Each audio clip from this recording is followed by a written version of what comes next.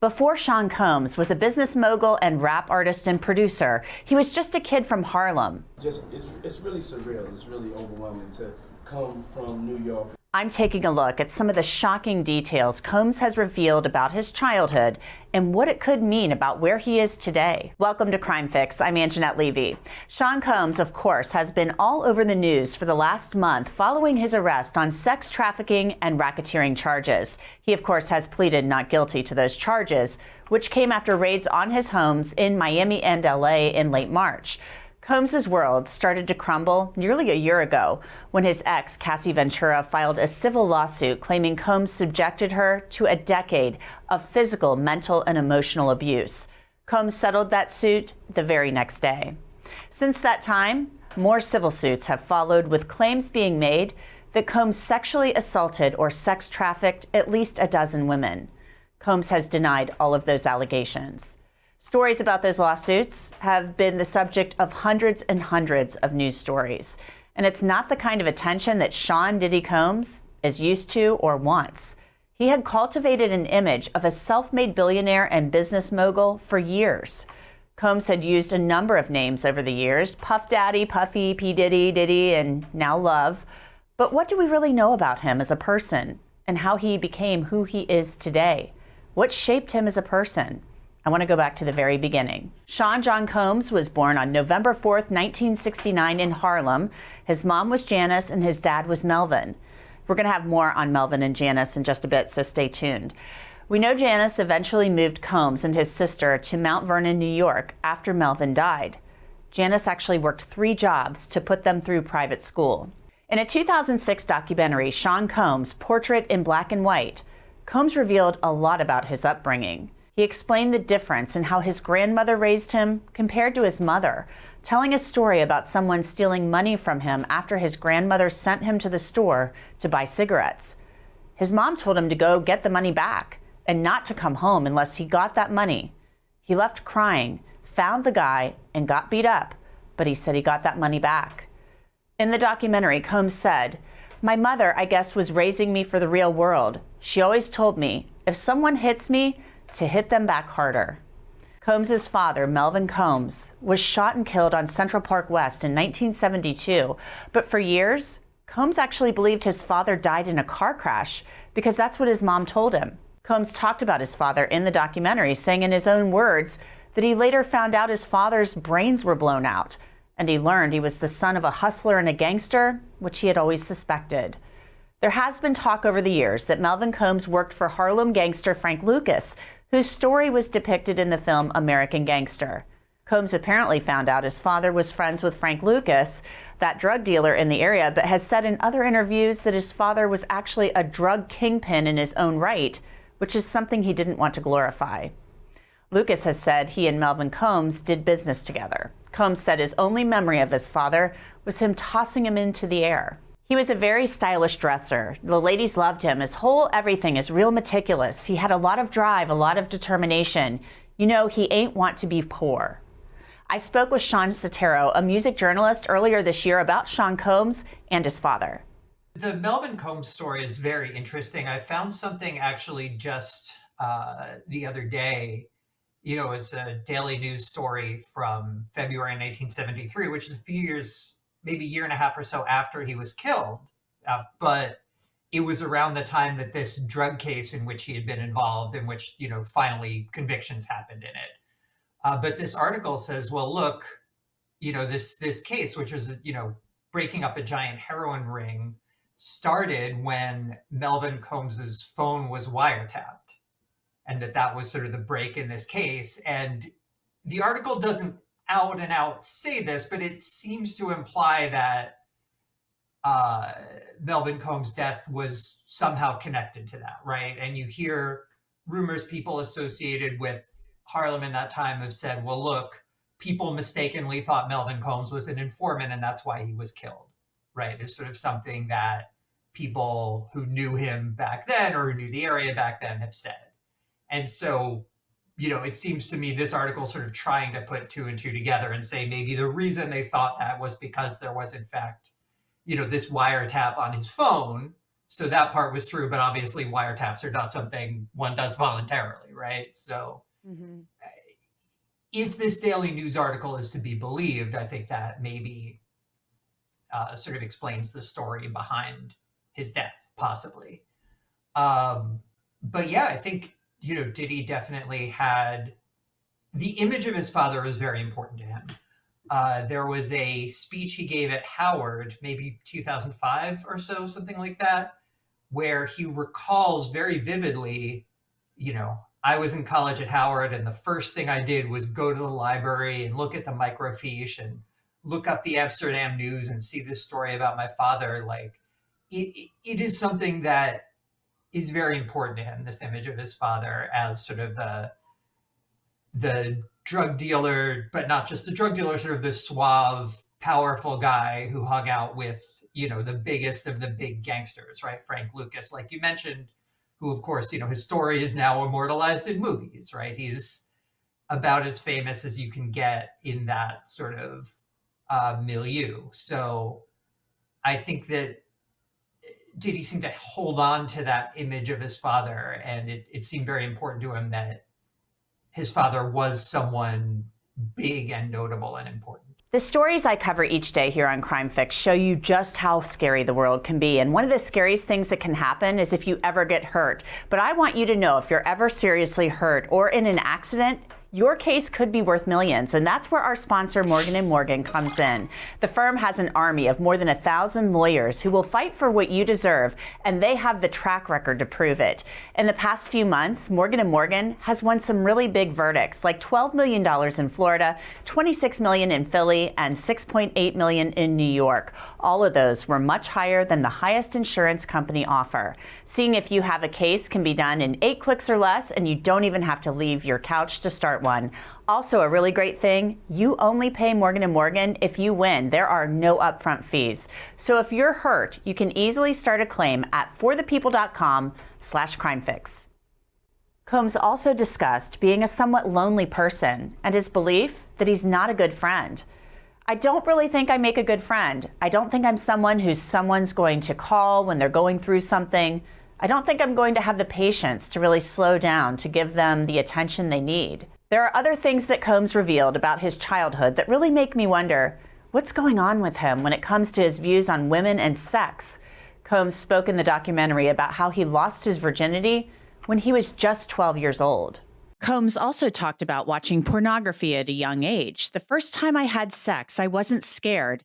It felt so good to me, but I just remember how impressed I was because I used to watch Midnight Blue and how I felt I was just as good as the porno stars, like in Midnight Blue.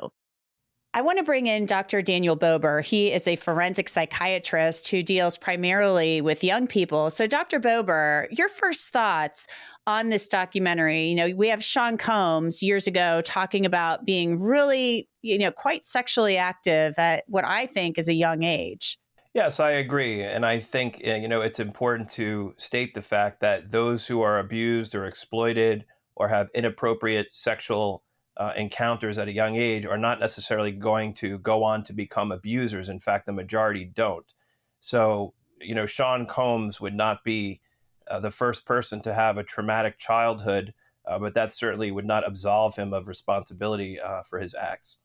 He speaks so vividly. I've kind of talked to a number of people about this, just bouncing it off of people. Like, what do you think of this? Like, he's talking about losing his virginity at age 12, being exposed to pornography, watching pornography at a very young age.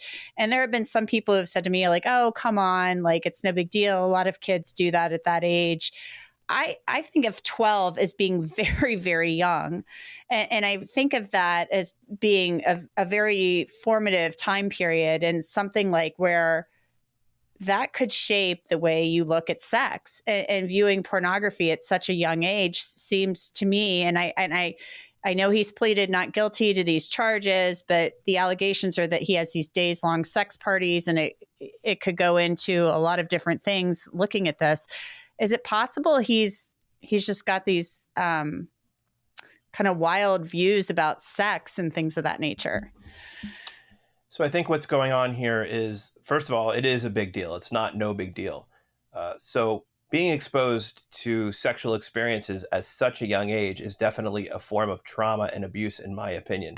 People who are exposed to those types of scenarios when they're that age can go on to develop a number of symptoms. They may have problems with intimacy. They may objectify women. They may have a fear of vulnerability. They may be hypersexual, or on the other side, may be sexually avoidant. So it is not no big deal. It is something that can it is something that can have a prominent effect on someone in their terms of their relationships and their sexual development. But again, it doesn't necessarily speak to the things that he's accused of. It may be an explanation for why he engages in some of the behavior. But I think if you take those childhood experiences and you combine them with celebrity, and then you have a person who has very deviant ideas about sex combined with being a celebrity, acting with impunity, knowing that there are no consequences, or at least believing that there are no consequences for their actions, doing so without fear that something's going to happen to them because of their tremendous wealth and their celebrity. And so I think that is a malignant combination. There's also the viewing of pornography here too. This is another thing where I've bounced this off of some people, and they're like, "Oh yeah, no big deal." But children viewing pornography, even adults being pornography, I'm not trying to sound puritanical, but there are a lot of people, and you're an expert in, you're in forensic psychiatry. Is that a bad thing, the viewing of pornography? I mean, especially for a young person who's a kid. I do think it can be bad. I think it's totally inappropriate. But unfortunately, with widespread access to the internet, to social media, kids at younger ages are being exposed to this type of pornography. And I have seen situations where patients of mine, for example, have acted out sexually at an inappropriate age, at least associated with the fact that they were viewing pornography. So I think it could be potentially destructive, but it really depends on the kid, their temperament, their parents, their support system. So I think there's tremendous variability. There's another piece of this puzzle too, and that's drug use. And drug use is alleged to have been rampant here. There's talk of GHB, ketamine, cocaine. There's allegations in civil suits being made that Sean Combs's staff kept him basically drugged up all the time. Like, it's almost as if they were instructed to do so. How does drug use kind of influence these behaviors? I mean, I think of drug use as kind of loosening one's inhibitions and things of that nature. So certainly drug use can make you disinhibited, affect judgment, affect your insight, affect your ability to control your impulses.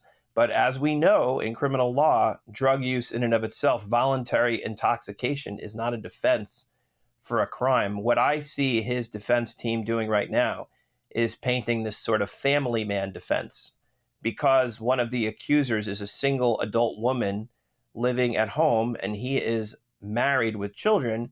As a society, we place a positive moral value on either being married or having children or both. And the fact that this is a single woman, I think they're using that to sort of prejudice people, if you will, or causing them to view her in a negative light because he is this sort of pure family man and she is this single adult woman. And again, I think there's sort of a subtext there that in some way he's morally superior because of that. They've also said, too, that his defense attorney, Mark Agnifilo, has said this was consensual. You might not like it, but, these were consenting adults. That's kind of what he said publicly, too. So it'll be interesting to see how they play that at trial. He's also said he will testify. There's another thing about Sean Combs's upbringing, too, that I find interesting. It's actually quite sad in this documentary. He talks about how his mom, taught him, like, if somebody hits you, hit them back harder. Right. And you got to be tough and you got to hit them back harder. And I'm sure, growing up in Harlem, at least for the first part of his life, was not easy. That was rough. And she moved them out of there to try to get them into a better life. And kudos to her. But then there was also this, discussion about, getting the money stolen and, having to go out there and fight. I mean, it's, oh my goodness. Like it's like you want to kind of put your arms around the young Sean Combs and hug him and take him in. Listen, no question about it. He's tremendously talented. He's changed the world. He brought himself up from very difficult circumstances. So like all things, people are not all good or all bad. But that doesn't, excuse his conduct. If in fact these things are true, then he engaged in criminal conduct. But it doesn't take away from the fact that he had a difficult childhood, that he's an enormous talent and success. And we've seen this happen with other people before, like Michael Jackson. These are people who, again, that millions of people listen to their music and have found moments of happiness listening to them. And then we find out something about them that tarnishes that image, and we find ourselves conflicted about whether we should still be listening to them because of these acts that they've been accused of committing or have committed. Yeah. I feel like, he had it pretty rough in some respects, losing his father too. He didn't have a father figure. And that's often very important. It's important to young men, to boys, to have a father figure. His father, of course, was murdered.